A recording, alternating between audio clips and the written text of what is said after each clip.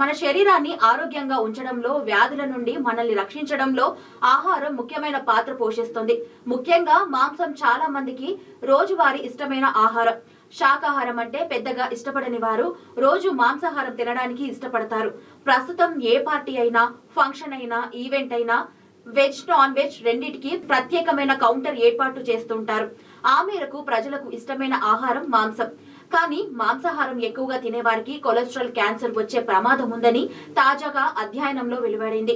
Cholesterol cancer ప్రపంచవ్యాప్తంగా మిలియన్ల మందిని ప్రభావితం చేసే ఒక ముఖ్యమైన సవాలుగా మారిందంటూ వైద్య పరిశోధకులు ఆందోళన వ్యక్తం చేశారు.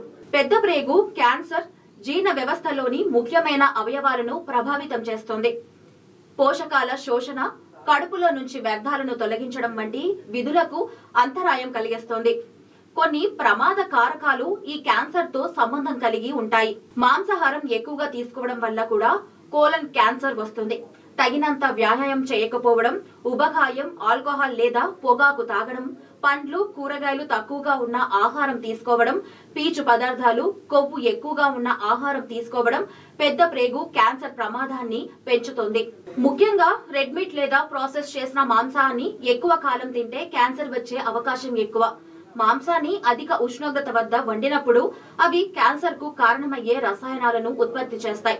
మీరు ఆరోగ్యకరమైన జీవన శైలిని అనుసరించడం కోసం సమతుల్య ఆహారం తీసుకోవడం, వ్యాయామం చేయడం, ఆరోగ్యకరమైన శరీర బరువును నిర్వహించడం, ధూమపానం, మద్యపానం వంటి అలవాటులకు దూరంగా ఉండడం వల్ల పెద్ద ప్రేగు క్యాన్సర్ ను నివారించవచ్చు.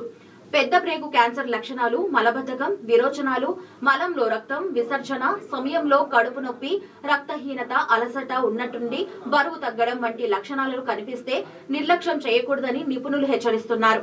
పెద్ద ప్రేగు క్యాన్సర్ లక్షణాలను అర్థం చేసుకోవడం ద్వారా వ్యాధిని ముందస్తుగా గుర్తించి చికిత్స చేయడం ద్వారా ప్రమాద తీవ్రతను తగ్గించే అవకాశం కూడా ఉంటుంది.